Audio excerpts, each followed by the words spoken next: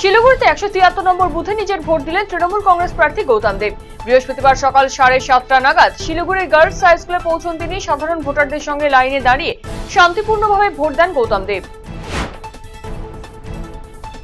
উত্তরবঙ্গ বিশ্ববিদ্যালয় আইন বিভাগে করা হয়েছে মডেল ভোটদান কেন্দ্র এবং বুথের নম্বর 25/257। পূর্ব মেদিনীপুরের পাঁশকুড়ার বালিডাংরি প্রাথমিক বিদ্যালয়ে একটি ভোট কেন্দ্রকে আদর্শ ভোট কেন্দ্র করা হয়েছে। গণতন্ত্রের শ্রেষ্ঠ উৎসবে ভোটারদের উৎসাহিত করতে এই মডেল বুথকে সুসজ্জিত করে তোলা হয়েছে। বেলুন, ফুল, প্যান্ডেল দিয়ে সাজিয়ে তোলা হয়েছে ভোট কেন্দ্র। ভোটাররা লাইন দিয়ে শান্তিপূর্ণভাবে ভোট দিচ্ছেন। রয়েছে কেন্দ্রীয় বাহিনী, পুরুষ এবং মহিলা জওয়ানেরা।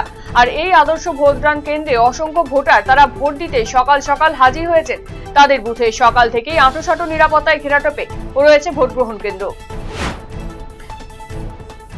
বিভিন্ন জায়গার পাশাপাশি ভোটদান শুরু হয়েছে ইটাহারে এবং শান্তিপূর্ণভাবে ভোটদান চলছে ইটাহার ব্লকের বিভিন্ন বুথে।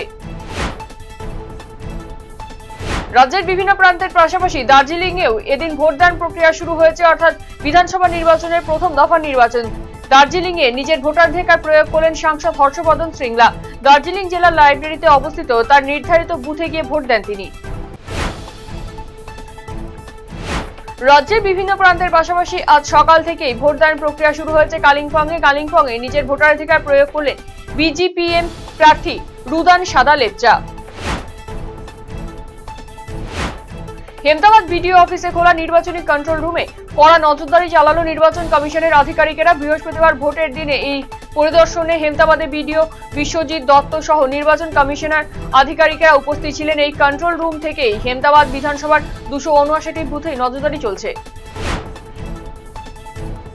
বিধানসভা নির্বাচনে রাজনৈতিক শিষ্টাচারের ছবি ধরা পড়ল কালিয়াগঞ্জে। বিজেপি প্রার্থী উৎপল মহারাজ এবং তৃণমূল নেতা অসীম ঘোষের সৌজন্য বিনিময়ে একে অপরের শারীরিক অবস্থার খোঁজ খবর নেন তারা।